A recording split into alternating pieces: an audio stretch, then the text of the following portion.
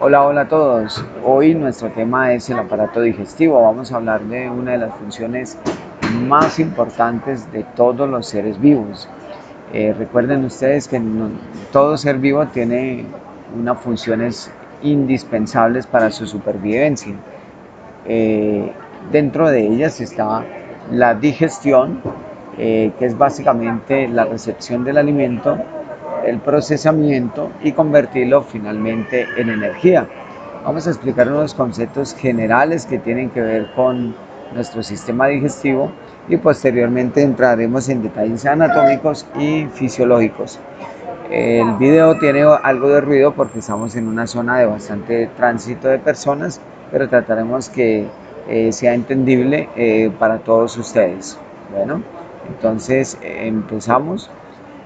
Empezamos definiendo la digestión. La digestión es el proceso por el cual los alimentos se descomponen en moléculas que pueden ser absorbidas a través de membranas.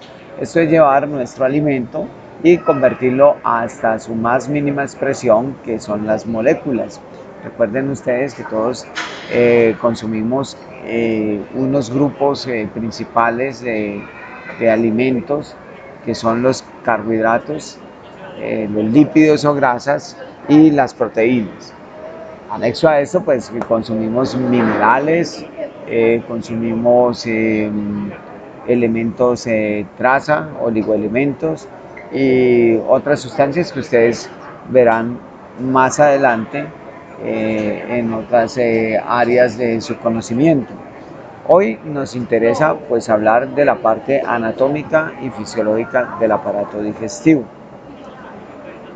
Estas moléculas que nosotros consumimos en forma de alimentos y que finalmente el aparato digestivo procesa, son las que nos proporcionan la energía y los materiales estructurales para nuestro cuerpo.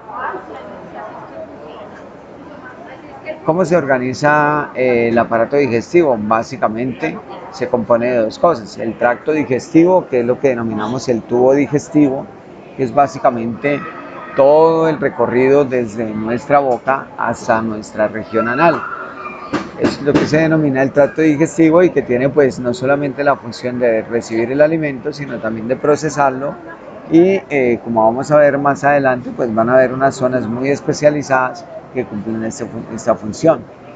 Pero nada sería del tracto digestivo si no tuviéramos unos órganos que lo acompañan, que se denominan las glándulas anexas, por ejemplo, el hígado, el páncreas, las glándulas salivales, que básicamente cumplen esa función de secretar enzimas y sustancias que van a permitir no solamente el desdoblamiento de los alimentos, sino también su absorción. En esta diapositiva vemos una organización muy general del aparato digestivo, algo muy general. Entonces aquí estamos viendo pues nuestro tracto digestivo desde nuestra boca. Vamos a recorrerlo así a grosso modo, la boca. Luego de ella viene un segmento que se denomina la faringe. Luego viene un segmento que se denomina el esófago, que es este conducto largo que atraviesa el tórax, desde el cuello hasta el tórax. Luego él va a continuarse con el estómago. El estómago continúa como duodeno y intestino delgado, cuya función básica es el desdoblamiento de los alimentos y la absorción. Luego se continúa con el colon, que es esto que vemos acá, o intestino grueso, donde se absorbe la mayor cantidad de agua, ¿sí? El intestino delgado, por el intestino delgado pueden transcurrir alrededor de 3 litros diarios de líquido intestinal, que al pasar al colon son absorbidos y por las heces solamente se expulsa aproximadamente 200 centímetros cúbicos de agua. O sea que la gran cantidad de los líquidos y de los líquidos que vienen en forma de alimentos, y en general los desechos, lo que ya no se absorbe de nuestra digestión, van a cruzar aquí al colon en forma líquida, y gran parte de esa forma líquida se va a absorber como agua, y lo que son fibras vegetales y otras sustancias no absorbibles son eliminados con un pequeño porcentaje de agua. O sea que nosotros podemos ingerir diariamente aproximadamente en un promedio entre 1500 y 2500 centímetros de agua. Eso es muy variable. Y de todo eso que ingerimos, solamente excretamos por materia fecal 200 centímetros aproximadamente en el volumen fecal. El resto pues se absorbe y se elimina a través de los riñones. Tenemos unas glándulas anexas, que son las glándulas salivales, que vamos a ver en esta presentación. Ya las veremos más adelante, aquí no están ilustradas. Tenemos el hígado, que es esta estructura de color marrón. El hígado, la vesícula biliar, que es esta estructura que se ve en verde, y el páncreas, que es esa estructura acá que se ve en amarillo. Ya vamos a verlas más adelante. Este tracto digestivo se divide en un tracto digestivo superior, medio e inferior. El superior está compuesto por la boca, por el esófago, por el estómago y por el duodeno. O sea que si devolvemos una diapositiva atrás, todo lo que es boca, faringe, esófago,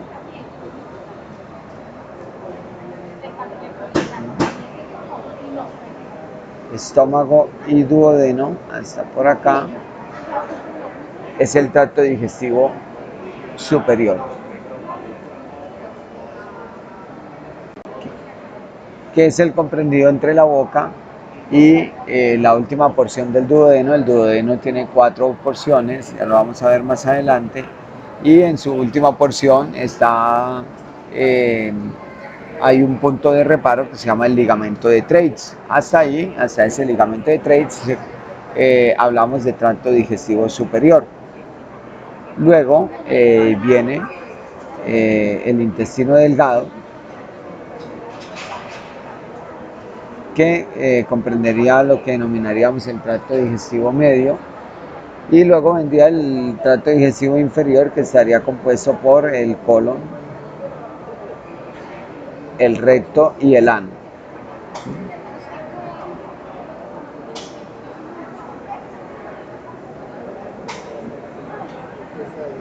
Y el segundo componente del aparato digestivo son los órganos y las glándulas anexas. Entonces tenemos las glándulas salivales, el hígado y el páncreas.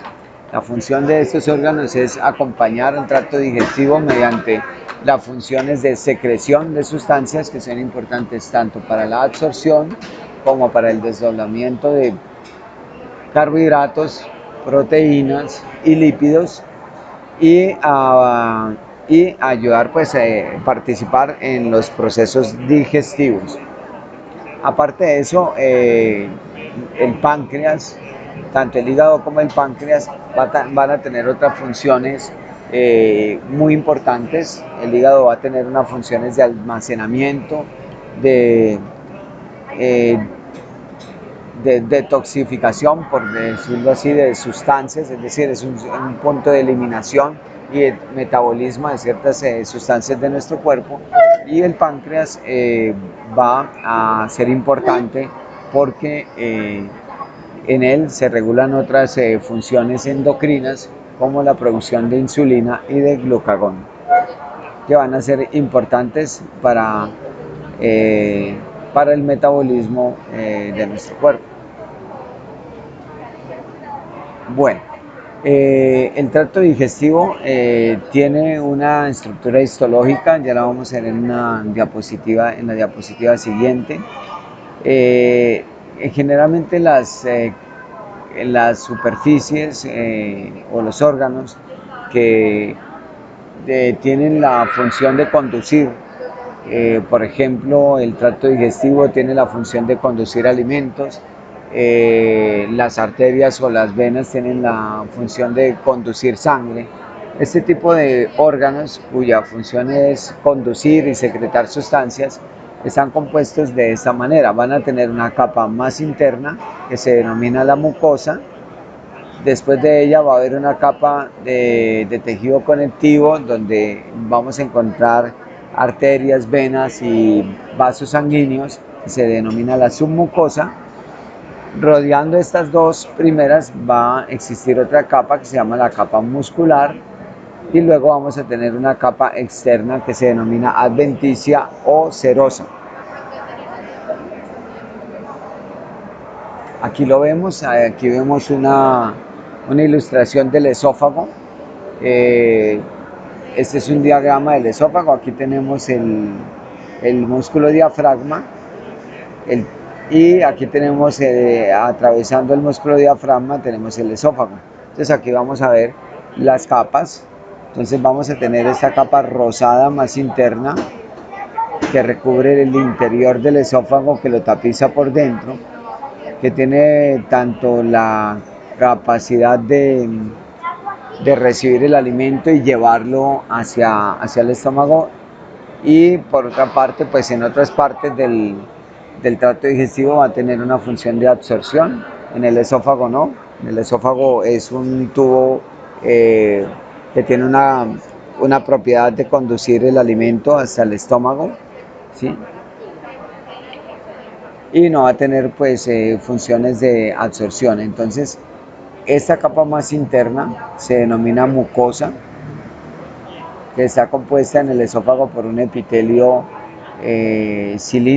plano, estratificado, no queratinizado, cuya función es básicamente la de protección, de revestimiento, es un epitelio de revestimiento. Después de esa capa rosada, que se denomina la mucosa, que ustedes están viendo acá, viene otra capa, que es esta capa de color más claro, que se denominaría la submucosa. La submucosa, miren ustedes que está compuesta por, bueno, aquí no se alcanza a ver muy bien, pero en esta capa tendríamos arterias, venas y nervios, así como células del sistema inflamatorio. Después de esta capa, entonces digamos mucosa, submucosa, vendría una capa muscular que rodea, que le da, pues es la capa más gruesa y la que le da al esófago la propiedad de contraerse para impulsar el alimento hacia el estómago. Y por último vamos a tener una capa de revestimiento, que se denomina la serosa. La serosa o adventicia. Se denomina adventicia en el esófago por encima del diafragma, o sea, superior, antes de que cruce el diafragma, y una vez el esófago atraviesa el diafragma, esta adventicia pasa a denominarse serosa. Entonces tenemos 4 capas: mucosa, submucosa, muscular. Esta muscular en el esófago tiene dos capas. Tiene una capa circular, o sea, en sentido circular, y tiene una capa más externa, que es una capa longitudinal. ¿Sí? Algunos órganos como el estómago, por ejemplo, van a tener 3 capas, pero el resto de los órganos en general del tracto digestivo van a tener 2 capas, una circular y una longitudinal. Entre estas capas, entre la mucosa, entre la submucosa y la muscular, y entre las capas musculares vamos a tener un complejo de nervios, ¿sí?, que se denominan plexos nerviosos submucosos. Aquí este más interno, y este más externo se denomina plexo mientérico. Bien. Entonces la mucosa del tracto digestivo es un epitelio plano, estratificado, no queratinizado en la boca y en el esófago. Y es cilíndrico simple en el estómago, en el intestino delgado, en el colon y en el recto. Esa mucosa descansa sobre una lámina propia. Ya hemos hablado, cuando hablamos de epitelios, hablamos de la lámina propia. Y también va a estar soportada por una pequeñísima capa muscular muy delgada que se denomina muscular de la mucosa. Es una capa muy fina de tejido muscular liso que hace parte de la mucosa. Aquí vemos una diapositiva que lo explica. Entonces tenemos acá el epitelio, la mucosa. Aquí tenemos la lámina propia, que sería esta, y luego de la lámina propia tendríamos esta capa delgadita muscular que se denomina muscular de la mucosa, y luego de ella vamos a tener la submucosa. Y por último vamos a tener la capa muscular y la serosa o adventicia, que sería la capa más externa. Aquí lo mismo, tenemos la mucosa, la lámina propia, la submucosa y la capa muscular.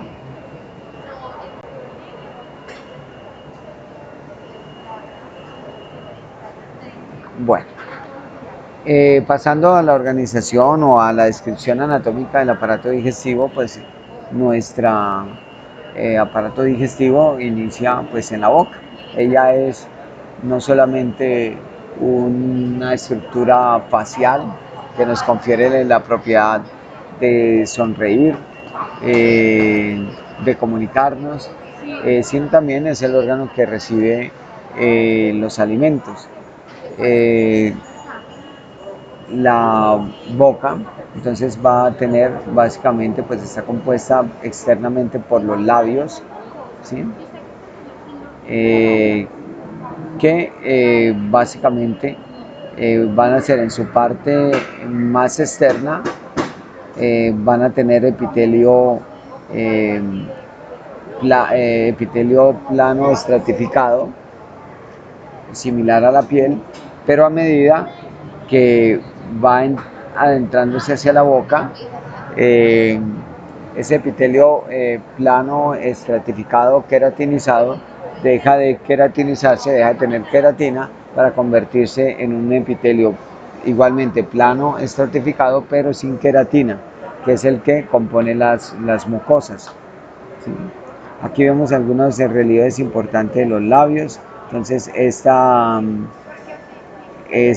hendidura que hay aquí en el labio superior se conoce como la línea de Cupido.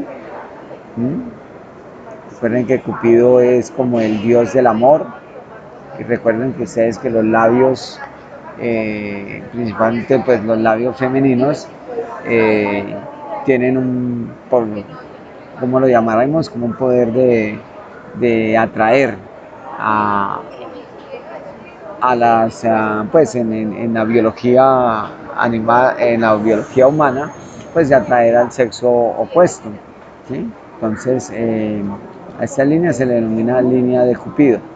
Aquí sobre la línea de Cupido tenemos una hendidura entre la nariz y el labio superior, que se denomina el filtro. Tenemos también esta línea que ya compone el borde del labio, que se conoce como vermilion, ¿sí? Tenemos la comisura labial, ¿sí? Y aquí pues nuestro labio inferior, que no tendría pues esta línea que tiene el labio superior, ¿sí?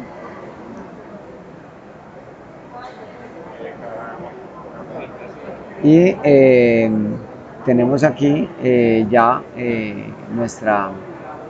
vamos entrando a la cavidad oral, a eso que denominamos el vestíbulo, ¿sí? Que es la parte que está previa, anterior, entre los labios y los dientes. Entonces miren que ya ese epitelio que tenemos aquí, plano, estratificado, queratinizado, poco va perdiendo la queratina y ya pasa a convertirse en un epitelio con glándulas, plano, estratificado, sin queratina, se va convirtiendo en una mucosa, ¿sí? Se va convirtiendo en mucosa en la parte interna de los labios. Entonces, toda esta cavidad, toda esta zona que está anterior a los dientes, entre los labios y los dientes, la denominamos el vestíbulo. Y aquí vamos a tener una imagen ya en lo que es la cavidad oral. En el siguiente segmento del video, pues vamos a entrarnos un poquito a describir cómo es la cavidad oral. Nos veremos en el siguiente segmento de nuestro video.